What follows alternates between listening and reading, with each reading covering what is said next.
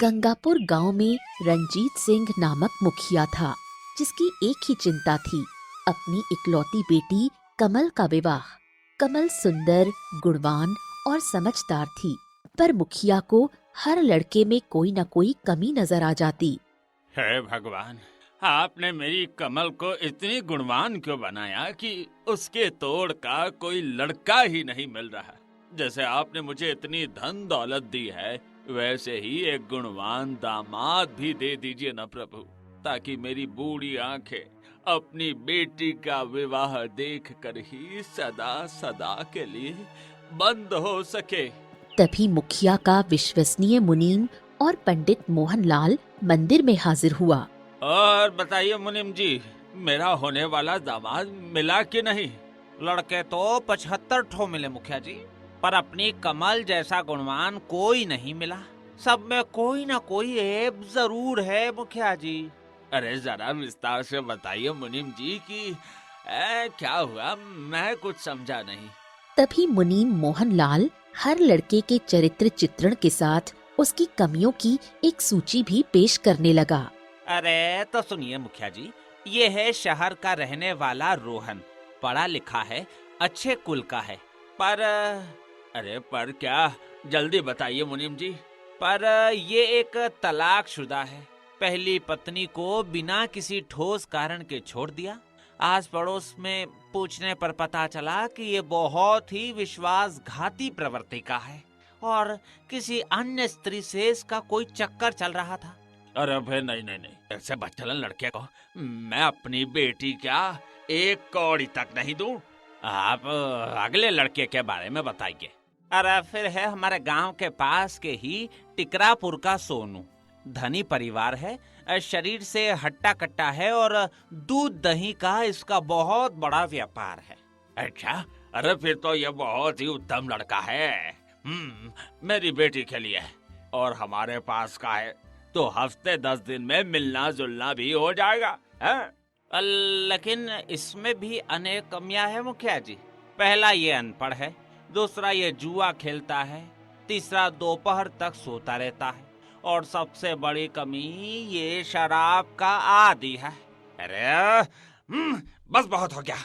अरे क्या किसी में भी एक या दो से ज्यादा कमियां नहीं है, हैं? अरे क्या मेरी कमल के लायक कोई नहीं बचा इस दुनिया में, हैं? अरे सब लड़के जुआरी शराबी ही है इस दुनिया में, हैं? यही रोज का हाल था। कोई लड़का नशाखोर निकलता तो कोई अत्यंत क्रोधी, कोई लालची तो कोई झूठा।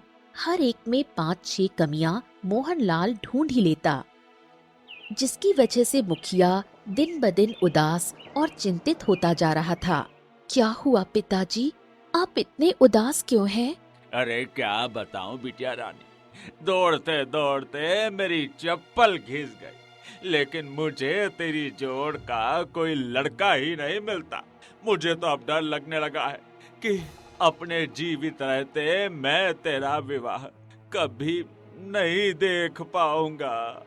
मुखिया उदासी और चिंता के दलदल में धंसता ही जा रहा था कि तभी मुनीम मोहनलाल मुस्कुराते हुए मुखिया के पास आया। अरे मुखिया जी, ओ मुखिया जी, अरे मुझे कमल के विवाह का एक तरीका मिल गया है। कैसा तरीका मुनीम जी, जल्दी बताइए, मुझसे रहा नहीं जा रहा, बताइए। अरे क्यों ना हम एक स्वयंवर का आयोजन करें, जैसा कि प्राचीन काल में होता था, और गांव शहर के सभी योग्य वरों को आमंत्रित करें, जिसमें हमारी कमल स्वयं अपनी इच्छा से वर चुन लेगी और हम पर्दे के पीछे से हर वर्ग की कमियां गिनते रहेंगे। अरे जिसमें सबसे कम कमियां होगी उसी को अपनी कमल का दूल्हा बनाएंगे। है? कैसा लगा? शायद यही ठीक रहेगा मुनीम जी। आप तुरंत स्वयंवर की तैयारी शुरू कीजिए। हाँ, अरे अगले पूर्णिमा को ही हमारे गांव में एक स्वयंवर का आयोजन होगा। देखते ही देखते कमल के स्वयंवर की खबर आग की तरह फैल गई। मुखिया की सुंदर बेटी और उसके साथ मिलने वाले ढेर सारे दहेज का लालच कई लड़कों को खींच लाया। इनमें से 2 भाई भी थे, क्षेमू और भोलू, जिनकी गांव में चिकन बिरयानी की दुकान थी। दोनों ही इस स्वयंवर में शामिल होने आए थे। ए भोलू, अरे तुझे शर्म नहीं आती अपने बड़े भाई के अविवाहित होते हुए इस स्वयंवर में आते हुए? अरे पहले मुझे तो शादी कर लेने दे। अरे तुझे क्या शादी की इतनी जल्दी है? मुझे पता है भैया, आप यहाँ कमल के लिए नहीं बल्कि मुखिया के धन दौलत के लिए आए हैं, लेकिन मैं यहाँ सिर्फ और सिर्फ कमल के लिए आया हूँ। वो बहुत गुणमती है, उसे मैं किसी भी हाल में नहीं खो सकता। अरे मैं भी यहाँ कमल के लिए ही आया हूँ। अरे मेरे पास धन दौलत की कोई कमी नहीं है। लगता है तू भूल गया कि तू एक मामूली से थैले पर बिरयानी बेचता है और मैं एक आलीशान दुकान में, समझा? तभी स्वयंवर शुरू हुआ और दर्जनों लड़के अपनी किस्मत आजमाने लगे। मुनीम मोहनलाल एक कोने में अपनी कागज और कलम लिए हर लड़के का मूल्यांकन कर रहा था। हाँ तो भाई, तुम्हारा नाम क्या है? जी मेरा नाम कालू, मेरा नाम है कली का दिन है। मैं रामपुर गांव का रहने वाला हूँ। और कालू, मेरा मतलब है कलिका दिन। भाई बताओ, तुम्हारे अंदर कोई कमी है या तुम भी मेरी कमल की तरह सर्वगुण संपन्न हो? अरे मैं तो कमल की तरह ही सर्वगुण संपन्न हूँ। आप निश्चिंत रहिए और जल्द से जल्द कमल का विवाह मुझसे करवा दीजिए। बाकियों की तरह मैं मुखिया जी से दहेज भी ज्यादा नहीं लूंगा, सिर्फ 10 तोला सोना ही लूंगा। हाँ। अरे चलो चलो चलो चलो, मुझे तुम्हारी 3 कमियां पता चल गई। पहली कि तुम लालची हो, दूसरा कि तुम झूठे हो, जो लालच रूपी महाकमी होने के बाद भी खुद को सर्वगुण संपन्न बोलते हो, और तीसरा कि तुम अज्ञानी हो, क्योंकि ज्ञानी कभी भी अपने मुंह से अपनी तारीफ नहीं करता। ये सुन कालू मुंह लटकाए वहाँ से चला गया। इसी तरह एक एक कर कई लड़के आए और गए और मुनीम मोहनलाल हर एक से पूछताछ कर फुसफुसाकर मुखिया को बताता रहता। इस लड़के के 5 कमियां हैं मुखिया जी। ओहो, इसमें तो 6 है, और ये लड़का तो बिल्कुल ही अयोग्य है। इसमें तो कमियां ही कमियां हैं मुखिया जी। इतने विशाल स्वयंवर के बाद भी अपनी बेटी के लिए योग्य वर ना मिलने से मुखिया के चेहरे का रंग धीरे धीरे उड़ने लगा। अरे भगवान, अरे आप मेरी कैसी परीक्षा ले रहे हैं? अरे ये स्वयंवर ही तो मेरा आखिरी दाव था। अगर ये भी सफल न हुआ तो मेरी बेटी जिंदगी भर कुंवारी ही रह जाएगी। भगवान, अरे कुंवारी ही रह जाएगी। अरे उम्मीद मत छोड़िए मुखिया जी। देखिए, इस सभा में अभी तो 2 लड़के विराजमान हैं। क्या पता उन्हीं में से एक आपका होने वाला दामाद हो। तभी बारी आई क्षेमू की और वो आत्मविश्वास से लबरेज आया और उसने अपना परिचय दिया और अपनी बिरयानी की दुकान के बारे में गर्व से बताया, जिसे सुन मुनीम गदगद हो गया। अरे मिल गया मिल गया मिल गया। अरे क्या मिल गया मुनीम जी? और आप इतने खुश क्यों हैं?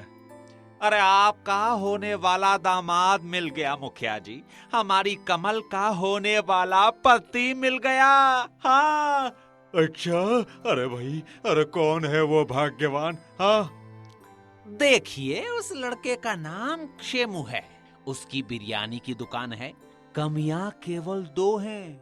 एक ये कि खुद को वो बहुत बुद्धिमान समझता है, और दूसरा इसे लगता है कि दुनिया की सारी समझ इसी के पास है, इसलिए वो न किसी की सलाह लेता है न मानता है। बाकी इसके अंदर तो गुण ही गुण हैं। केवल 2 कमियां? आज तक मुझे किसी भी लड़के में 3 से कम कमियां नहीं मिली। ये तो बहुत अच्छा है। मुनीम जी, आप विवाह की तैयारियां कीजिए। मात्र 2 कमियां वाले इसी लड़के की दुल्हन बनेगी मेरी बेटी। हाँ। तभी कमल मुखिया को रोकते हुए बोली, अरे जरा रुकिए पिताजी, देखिए इस स्वयंवर में वहाँ दूर एक लड़का और बैठा है, जरा उससे भी तो पूछताछ करिए। अरे जहाँ तक मेरा अनुभव है कमल बिटिया, उस लड़के के भी 3 से कम कमियां नहीं होगी, लेकिन तुम्हारी तसल्ली के लिए उसे बुला ही लेते हैं। ए लड़के, अरे जरा इधर आना। तभी भोलू डरते डरते मुखिया के पास आया। जी जी जी जी जी मुखिया जी, कहिए। और तुम्हारे अंदर कितनी कमियां हैं? कमियां तो वैसे हजारों है मुनीम जी, लेकिन मैं उसे दूर करने की पूरी कोशिश करता हूँ। अपने अंदर कमी देखना ये कमी नहीं बल्कि खूबी है बेटा। एक काम करो, तुम अपनी दिनचर्या बताओ, मैं समझ जाऊंगा कि तुम्हारे अंदर कुल कितनी कमियां हैं। तभी भोलू अपनी पूरी दिनचर्या बताने लगा और मुनीम उसे लिखने लगा। और बात खत्म होने पर मुखिया से जाकर कहा, अरे मुखिया जी, ये भोलू उसी क्षेमू का छोटा भाई है जिसके केवल 2 कमियां थी, लेकिन इसके अंदर तो 3 कमियां हैं। पहला, ये बहुत सरल है, हर किसी को अपने जैसा भोला भाला समझता है और ठगा जाता है। दूसरा, इसको सफाई का सनक है, अपने घर दुकान के अलावा सड़कें तक साफ करता है, जो कि उचित नहीं है। और तीसरा, ये अस्पताल जाकर मरीजों की सेवा करता है, जिससे इसको भी बीमारी लग सकती है। 3 कमियां? फिर तो क्षेमू ही बेहतर है, केवल 2 कमियों वाला लड़का।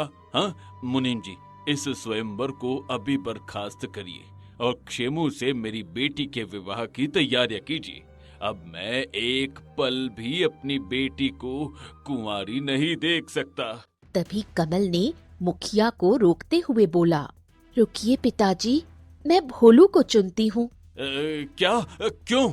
उसमें 3 कमियां है बेटी, क्षेमू में केवल 2 कमियां है। गणित समझो बेटी, 2 3 से छोटा होता है। पिताजी, केवल कमियां कम होने से कोई व्यक्ति अच्छा नहीं हो जाता, उसका स्वभाव भी देखना होता है। मुझे भोलू का सरल और सेवा भावी स्वभाव पसंद आया। अरे नहीं, मैं नहीं मानता। मेरे हिसाब से क्षेमू ही तुम्हारे लिए उपयुक्त है बेटी। उसकी केवल 2 कमियां हैं और वो सफल व्यापारी भी है। मैं केवल तुम्हारी खुशी चाहता हूँ, इसलिए मेरी बात मानो और क्षेमू से शादी कर लो। ठीक है पिताजी, मुझे आप कुछ दिन का समय दीजिए, मैं आपको ये साबित करके दिखाऊंगी कि भोलू ही बेहतर विकल्प है। ठीक है बेटी, मैं तुम्हें 7 दिन का समय देता हूँ, फिर तुम्हें मेरी बात माननी होगी। तभी अगले दिन सुबह सुबह ही कमल और मुखिया एक साधारण किसान और गृहिणी का वेश धारण कर क्षेमू की बिरयानी की दुकान की ओर चल पड़े, जहां क्षेमू अपनी भव्य बिरयानी की दुकान के अंदर 2 नौकरों को हाँक रहा था। बेटा क्षेमू, ये बिरयानी तो आज कुछ ज्यादा ही तीखी लग रही है बेटा। मेरा पेट। अरे झूठ क्यों बोल रहे हो चाचा? सच तो यह है कि मेरी बिरयानी तुम्हें इसलिए तीखी लग रही है क्योंकि तुम्हें मीठा खाना बहुत पसंद है। तुम्हें पता है, मुझसे बेहतर बिरयानी बनाने वाला इस इलाके में कोई है ही नहीं। हाँ, लेकिन बेटा, थोड़ा कम मिर्च डाल देते तो क्या हो जाता? ए बुड्ढे, मुझे ज्यादा बिरयानी बनाने का ज्ञान मत बांट, समझा? तुम जैसे ढाबे पर खाने वाले मजदूर जो फीका फीका खाना खाते हैं, उन्हें तो मेरी स्वादिष्ट बिरयानी तीखी ही लगेगी। ये सुन बूढ़ा ग्राहक उदास होकर चला गया। तभी क्षेमू का छोटा भाई भोलू वहाँ आया। उसने हाथ में एक डब्बा पकड़ा हुआ था।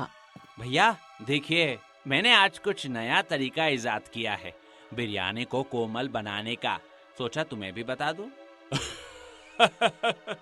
अरे छोटके, तुम्हें अपनी उस झोपड़ी वाली दुकान संभालनी आती है तो संभालो, मुझे तुम्हारी सलाह नहीं चाहिए।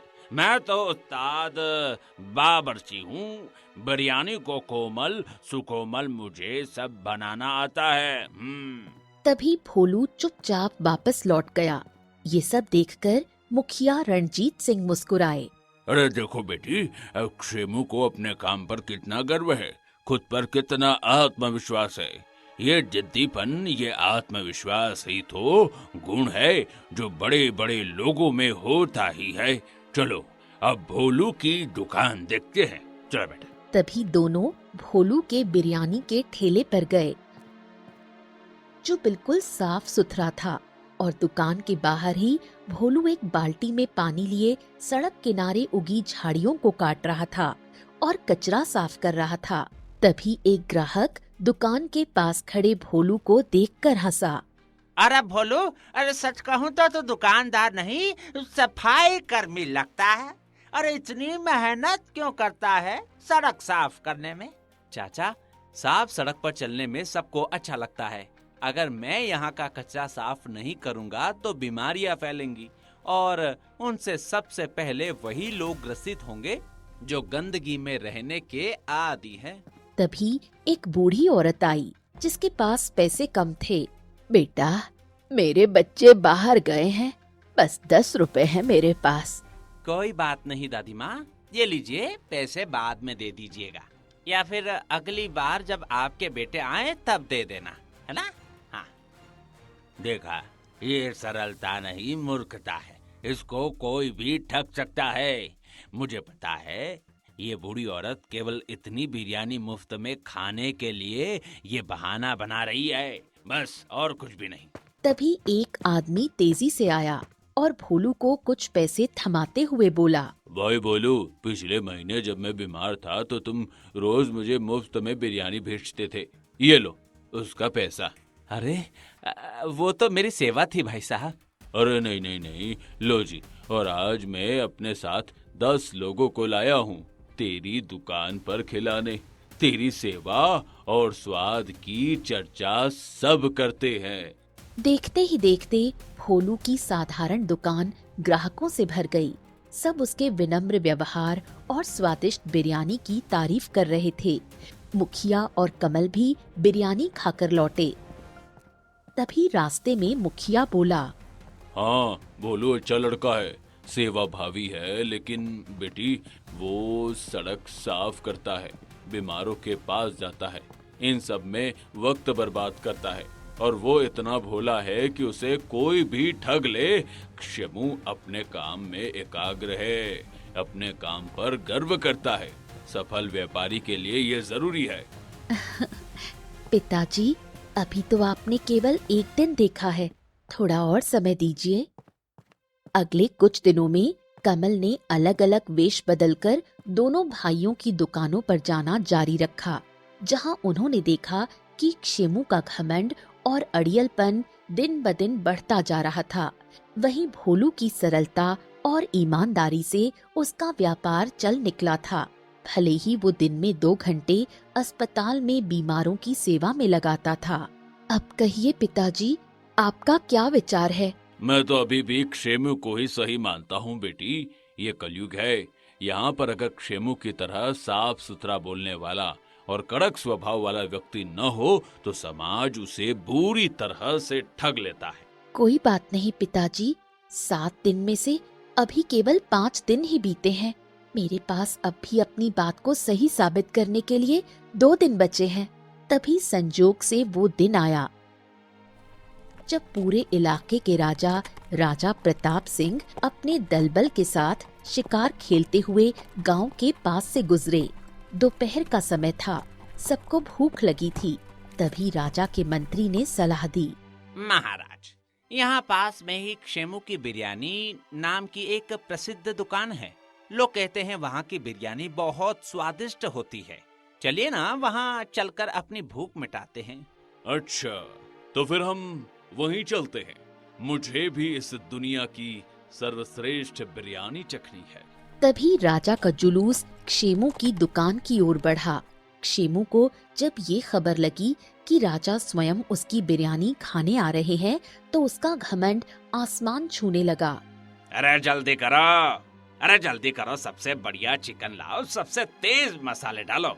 आज मैं राजा को वो बिरयानी खिलाऊंगा जो उन्होंने जीवन में कभी नहीं खाई होगी।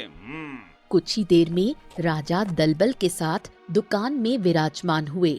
क्षेमू ने स्वयं राजा को बिरयानी परोसी।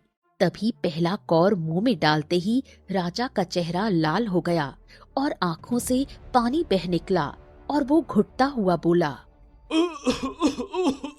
अरे ये क्या, आग का गोला है क्या? और पानी, जल्दी पानी लाओ। महाराज, आप इतने बेचैन क्यों हैं? क्या हुआ? तो मूर्ख, तूने हमारा अपमान किया है। तेरी हिम्मत कैसे हुई मुझे इतना तीखा बिरयानी परोसने की? महाराज, ये तो मेरे दुकान की सबसे स्वादिष्ट बिरयानी है। आपको अगर पसंद नहीं आई तो इसमें मेरा क्या कसूर है?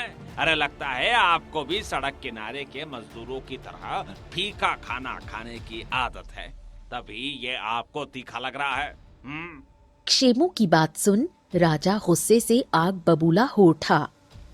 घमंडी, बेशरम, एक तो गलती करता है, ऊपर से मुझसे जुबान लड़ाता है। मंत्री जी। जी जी जी हुजूर। इस घमंडी बिरयानी वाले की दुकान को अभी इसी वक्त बंद कर कर इस घमंडी व्यक्ति को सबके सामने 100 कोड़े मारो, ताकि इसे अपने अहंकार का एहसास हो। तभी राजा के आदेश पर क्षेमू को कोड़े लगाए गए, जिससे उसका सारा घमंड चूर चूर हो गया और वो गिड़गिड़ाने लगा। माफ करो, अरे मुझे माफ करिए महाराज, अब ऐसी गलती कभी नहीं होगी। ये दृश्य दूर से मुखिया रणजीत सिंह और कमल भी देख रहे थे। तभी मुखिया को अपनी गलती का एहसास हुआ। पिताजी, देखा आपने, जिस आदमी में केवल 2 कमियां थी, वो दोनों कमियां इतनी खतरनाक थी कि उसकी दुकान, इज्जत, सब कुछ चली गई। उसने अपनी कमी को कमी ही नहीं माना। दूसरों ने समझाया पर उसने किसी की नहीं सुनी। हाँ बेटी, तुम सही थी। कमियों को केवल गिनना नहीं, समझना भी जरूरी है। और देखिए पिताजी, भोलू के पास 3 कमियां हैं, पर वो उन्हें जानता है। वो सरल है पर दयालु भी है। वो सफाई के पीछे भागता है तो बीमारियां दूर करता है। वो बीमारों की सेवा करता है तो इंसानियत सिखाता है। उसकी कमियां उसे और बेहतर बनाती हैं। वहीं क्षेमू की 2 कमियां उसे तबाह कर गईं। तभी मुखिया रणजीत सिंह ने गहरी सांस ली और उन्होंने कमल के सिर पर हाथ रखा।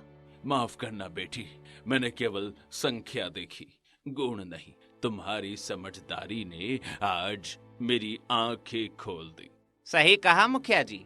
मनुष्य के चरित्र का आकलन केवल उसकी कमियों की सूची बनाकर नहीं किया जा सकता। कमियां उसी में खतरनाक होती हैं जो उन्हें स्वीकार नहीं करता और उनमें सुधार नहीं करता। वहीं जो व्यक्ति अपनी कमियों को जानकर उन्हें सद्गुणों में बदलने का प्रयास करता है, वही वास्तविक में महान बनता है। अब तो आप समझ गए ना पिताजी कि घमंड और अहंकार जैसे दोष अकेले ही किसी के पतन का कारण बन सकते हैं, जबकि विनम्रता और सेवा भाव जैसे गुण अनेक कमियों को पाट सकते हैं। तभी मुखिया ने खुशी खुशी अपनी बेटी कमल की शादी भोलू से धूमधाम से कर दी और चैन से रहने लगा। दोस्तों, आ ही गए हो तो चैनल को सब्सक्राइब कर देना और वीडियो अच्छी लगे तो लाइक और शेयर भी कर देना और बेल आइकन जरूर दबा देना ताकि आपको नए वीडियोस की नोटिफिकेशंस मिलती रहे।